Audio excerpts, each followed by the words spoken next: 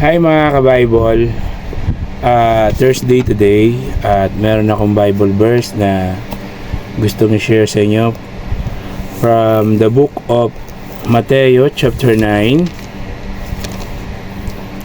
verse 14 hanggang 17. So ito po yung mababasa natin. Tinanong si Jesus tungkol sa pag-aayuno.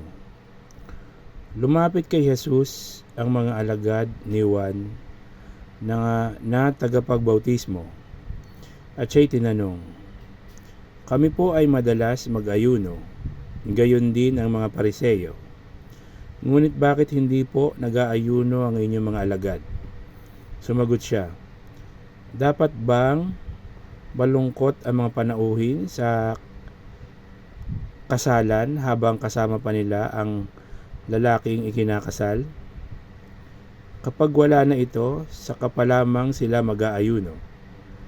Walang nagtatagpi ng bagong tela sa isang lumang kasuotan, sapagkat kapag umurong ang bagong tela, mababatak nito ang tinagpian at lalong lalaki ang punit.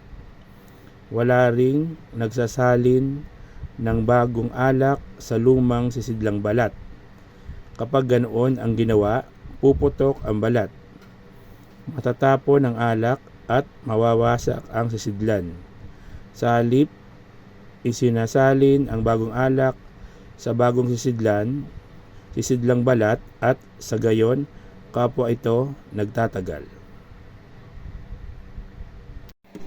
So yun po yung mensahe sa atin ngayong araw ng Mateo chapter 9 verse 14 hanggang 17. So keep safe, God bless, always remember, Jesus loves you. Bye-bye. Hi mga ka-Bible, Thursday today at meron akong Bible verse na gustong i-share sa inyo ngayong araw from the book of Lucas chapter 17 verse 25 hanggang 27. So ito po yung mababasa natin. Ngunit kailangan munang magdanas siya ng maraming hirap at itakwil ng mga tao sa panahong ito. Ang pagparito ng anak ng tao ay matutulad sa nangyari noong kapanahunan ni Noe. Ang mga tao nooy nagsisikain, nagsisiinom at nagsisipag-asawa hanggang sa araw na sumakay si Noe sa barko, dumating ang baha at namatay silang lahat.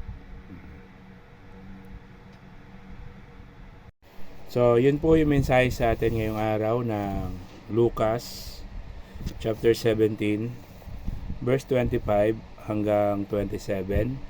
So keep safe, God bless, always remember, Jesus loves you. Bye-bye.